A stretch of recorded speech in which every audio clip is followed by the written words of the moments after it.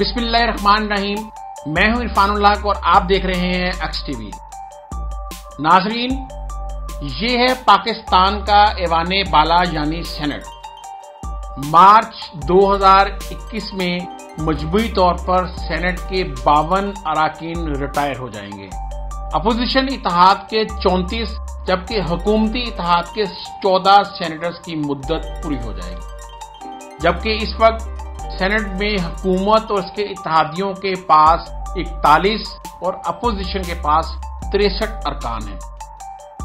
کس پارٹی کے سب سے زیادہ سینیٹرز ریٹائر ہوں گے اور وہ کون سے ہوں گے، کون سی سیاسی جماعت فائدے میں اور کس جماعت کی سیٹیں کم ہو سکتی ہیں، سینٹ انتخابات میں کب، کیا اور کیسے ہوتا ہے، سینٹ کی نشست کے امیدوار اپنوں اور غیروں سے جیت کے لیے مطلوبہ ووٹ کیسے حاصل کرتے ہیں، یہ سب آج ہم آپ کو بتائیں گے۔ لیکن اگر آپ نے ابھی تک ہمارا چینل سبسکرائب نہیں کیا تو کر لیں تاکہ آپ ہماری آنے والی معلوماتی ویڈیوز دیکھ سکیں۔ ویڈیو پسند آئے تو لائک کا بٹن ضرور دبا دیں۔ ناظرین، سینٹ میں اکثریت نہ ہونے کی وجہ سے تحریک انصاف حکومت 2018 سے مسلسل قانون سازی کے حوالے سے مشکلات کا شکار ہے۔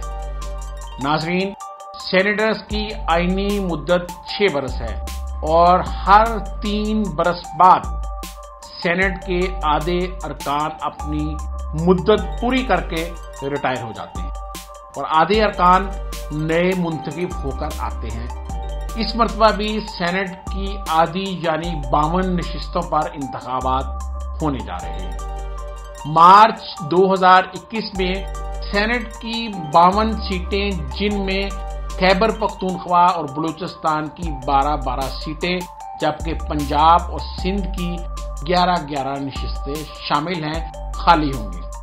حال ہی میں صوبہ خیبر پختونخوا میں ضم ہونے والے قبائلی علاقہ جات کی 4 نشستیں اور وفاقی دارالحکومت اسلام آباد کی 2 نشستیں بھی خالی ہو رہی ہیں۔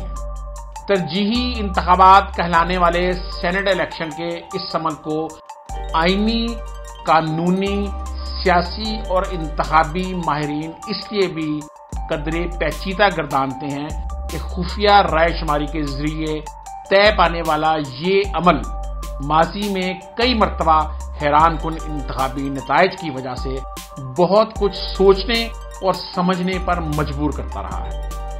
ناظرین، پہلے ہم آپ کو بتاتے ہیں کہ سینٹ انتخابات میں کب، کیا اور کیسے ہوتا ہے۔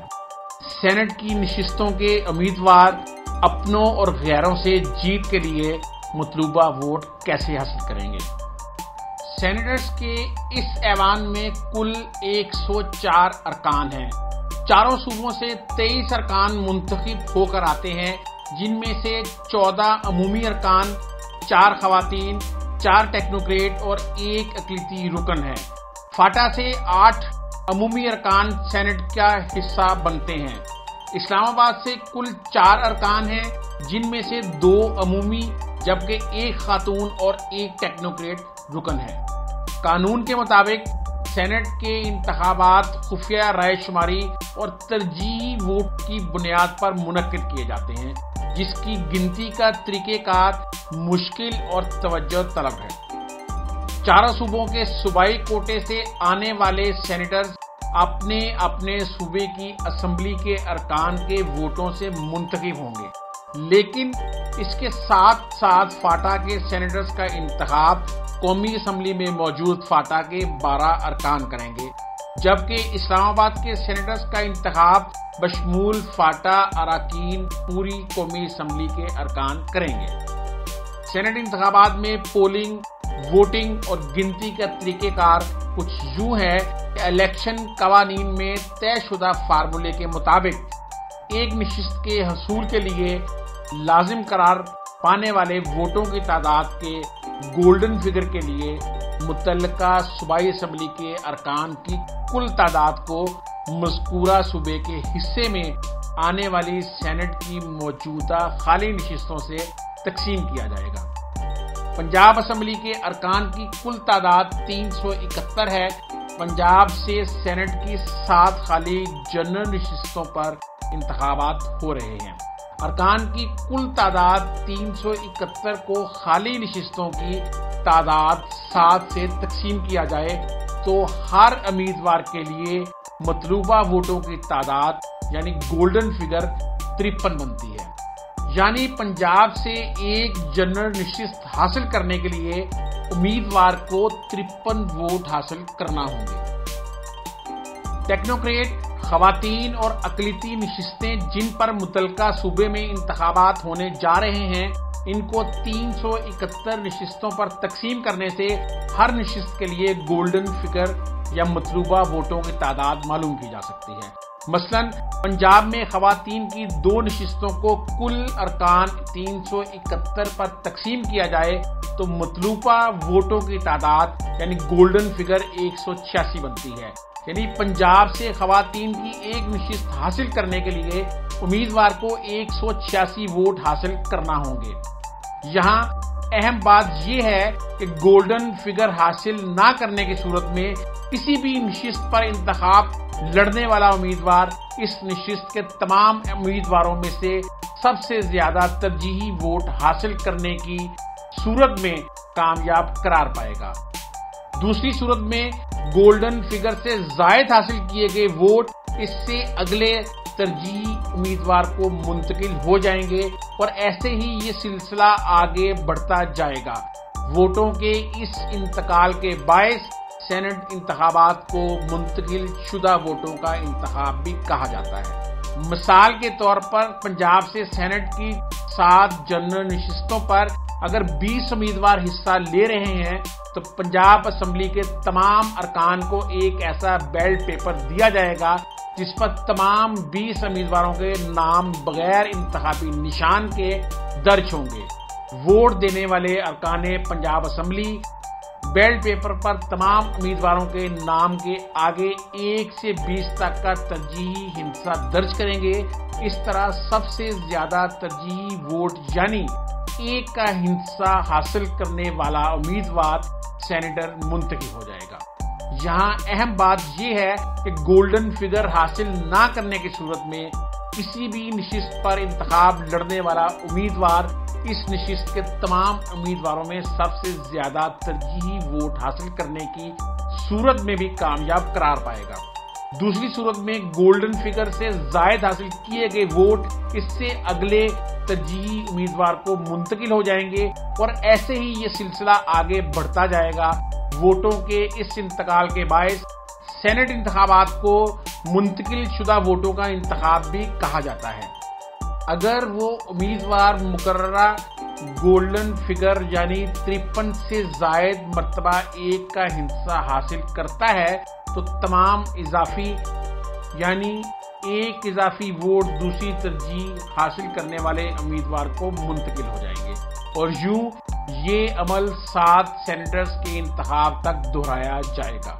اس میں یاد رکھنے کی بات یہ ہے کہ اگر کوئی ووٹر یعنی رکن صوبائی اسمبلی 1 سے 20 تک ترجیحی ہندسہ درج کرتے ہوئے کوئی ایک ہندسہ بھی بھول جائے یعنی 9 کے بعد 10 کی ترجیح لگانے کی بجائے کسی امیدوار کے سامنے 11 کی ترجیح لگا دے تو اس کے 9 ووٹ گنے جائیں گے، جبکہ 9 کے بعد 20 تک کے سارے ترجیحی ووٹ کینسل یا منسوخ شمار ہوں گے۔ سینٹ انتخابات کے اسی طے شدہ فارمولے کے تحت جنرل نشستوں کے انتخابات میں سندھ اسمبلی سے 24 ووٹ لینے والے امیدوار کو کامیاب تصور کیا جائے گا۔ خیبر پختونخوا اسمبلی سے سینٹ کی جنرل نشستوں کے لیے 18 ووٹ اور بلوچستان اسمبلی سے سینٹ کی جنرل نشستوں پر امیدوار کو کامیابی کے لیے 9 ووٹ حاصل کرنا ہوں گے۔ فاٹا سے سینٹ کی 4 نشستوں کے انتخابی عمل میں فاٹا کے 11 ارکان قومی اسمبلی ووٹ دیں گے۔ وہ فاٹا سے سینٹ کے ایک کامیاب امیدوار کے لیے 3 ووٹ حاصل کرنے ضروری ہیں۔ اسلام آباد کی 2 نشستوں پر ہونے والے سینٹ انتخابات میں پوری قومی اسمبلی ووٹ دے گی۔ اسلام آباد کی جنرل اور ٹیکنوکریٹ کی نشست پر ہونے والے انتخابات میں بھی اکثریتی ووٹ حاصل کرنے والا امیدوار کامیاب تصور کیا جائے گا۔ ریٹائر ہونے والے سینیٹرز میں نون لیگ کے 17 اور پیپلز پارٹی کے 7 سینیٹرز شامل ہیں۔ تحریک انصاف کے 7 اور ایم کیو ایم کے 4 سینیٹرز بھی ریٹائر ہو جائیں گے۔ بلوچستان عوامی پارٹی کے 3، جے you I Fazal Rahman national party اور پی کے میپ کے 2 سینیٹرز ریٹائر ہوں گے۔ جماعت اسلامی، اے این پی اور بی این پی مینگل کا 1 سینیٹر ریٹائر ہو جائے گا۔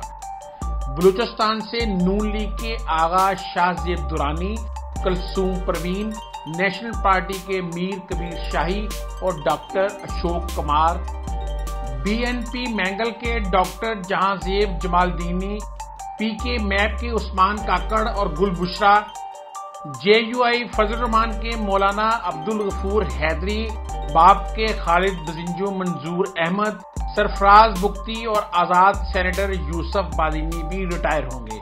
سندھ سے پیپلز پارٹی کے رحمان ملک، فاروق ایچ نائک، اسلام الدین شیخ، گیان چند، ڈپٹی چیئرمین سینٹ سلیم مانڈی والا، سسی پلیجو اور شیری رحمان، ایم کیو ایم کی خوش بخش شجاعت، نگت مرزا، بیرسٹر محمد علی سیف اور میاں عتیق ریٹائر ہوں گے۔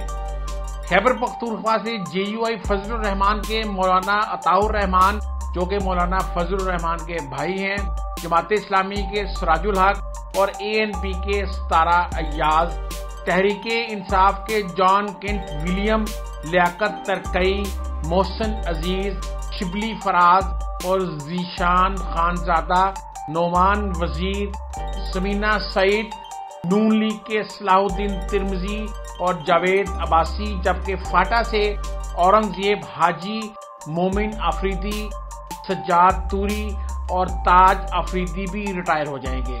نون لیگ کی راہیلہ مکسی اور سردار یعقوب ناصر بھی سینیٹرز نہیں رہیں گے۔ 20 ستمبر کو ہونے والی آل پارٹیز کانفرنس میں حزب مخالف کی جماعتوں نے وزیر اعظم عمران خان سے استعفے کا مطالبہ کرتے ہوئے حکومت گرانے کے لیے تحریک شروع کرنے کا اعلان کیا ہے۔ سوال پیدا ہوتا ہے کہ تحریک انصاف ان حالات میں کس طرح ایوان بالا میں اکثریت حاصل کر سکتی ہے۔ سینٹ کے گزشتہ انتخابات جو کہ 2018 کے انتخابات سے محض 4 ماہ پہلے منعقد ہوئے تھے، ان میں برسے اقتدار جماعت مسلم لیگ نون نے اکثریت حاصل کی تھی۔ تاہم اب دوبارہ ایسا ہوتا نظر نہیں آتا کیونکہ مرکز پنجاب اور خیبر پختونخوا میں تحریک انصاف کے اراکین کی اکثریت ہے۔ جہاں تک پنجاب سے منتخب ہونے والے سینیٹرز کی بات ہے تو لگتا ہے کہ تحریک انصاف سینٹ انتخابات میں پنجاب سے 11 سیٹیں جیتنے میں کامیاب ہو جائے گی، جبکہ اس کے اتحادی جماعت مسلم لیگ کاف جس کے پنجاب اسمبلی میں 10 اراکین ہیں 1 سیٹ جیتنے میں کامیاب ہو سکتی ہے۔ علاوہ ازیں اپوزیشن کی سب سے بڑی جماعت مسلم لیگ نون بھی پنجاب سے 3 سیٹیں نکالنے میں کامیاب ہو سکتی ہے۔ سندھ اسمبلی کی بات کی جائے تو یہاں اکثریت رکھنے والی حکمران جماعت پاکستان پیپلز پارٹی 11 میں سے 8 نشستیں بآسانی جیت سکتی ہے۔ اپوزیشن اتحاد میں شامل تحریک انصاف اور متحدہ قومی موومنٹ مل کر 3 نشستوں پر کامیابی حاصل کر سکتے ہیں۔ خیبر پختونخوا میں تحریک انصاف کی حکومت کو 2/3 اکثریت حاصل ہے، اس لیے امید ظاہر کی جا رہی ہے کہ یہاں سے تحریک انصاف 9 سیٹیں جیت جائے گی۔ اپوزیشن اتحاد میں شامل جمعیت علماء اسلام، فضل الرحمان، اے این پی، پیپلز پارٹی اور مسلم لیگ نون کا الائنس 3 نشستیں جیت سکتا ہے۔ تجزیہ کاروں کے مطابق بلوچستان اسمبلی میں حکمران جماعت بلوچستان عوامی پارٹی اور اتحاد میں شامل تحریک انصاف 8 نشستیں جیتنے کی پوزیشن میں ہیں، جس میں سے 2 نشستیں ممکنہ طور پر پی ٹی آئی کے حصے میں آئیں گی۔ عددی اکثریت کو دیکھتے ہوئے اندازہ لگایا جاتا ہے کہ جمعیت علماء اسلام فضل الرحمان بلوچستان اسمبلی سے سینٹ کی 1 سیٹ جبکہ Balochistan national party Mengal group اور آزاد امیدوار بھی ایک نشست جیت سکتے ہیں۔ وفاق کے زیر انتظام قبائلی علاقہ جات یعنی سابق فاٹا جسے خیبر پختونخوا میں ضم کر دیا ہے کے لیے سینٹ میں 4 سیٹیں رکھی گئی ہیں۔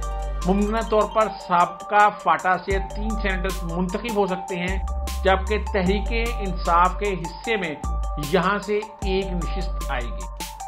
وفاقی دارالحکومت اسلام آباد سے سینٹ کی 2 نشستیں خالی ہو رہی ہیں اور کبھی امکان ہے کہ دونوں نشستیں تحریک انصاف کے حصے میں آئیں گی۔ سینٹ انتخابات میں پی ٹی آئی آسانی سے 22 نشستیں جیت سکتی ہے، جبکہ اس کے اتحادی بھی 12 نشستیں حاصل کر سکتے ہیں۔ اگر ایسا ہو گیا تو برسر اقتدار تحریک انصاف اور اس کے اتحادیوں کی سینٹ میں نمائندگی 57 افراد تک پہنچ جائے گی اور یوں اسے سینٹ میں سادہ اکثریت حاصل ہو جائے گی۔ سینٹ میں اقلیت میں ہونے کے باوجود چیئرمین سینٹ کے خلاف تحریک عدم اعتماد ناکام بنائی اور ستمبر 2020 کو پارلیمنٹ کے مشترکہ اجلاس کے دوران ایف اے ٹی ایف سے متعلق اپوزیشن کے بائیکاٹ کے باوجود متنازع قوانین پاس بھی کروا لیے، لہذا اس کے پاس 2021 میں سینٹ میں سادہ اکثریت حاصل کرنا مشکل نظر نہیں آتا۔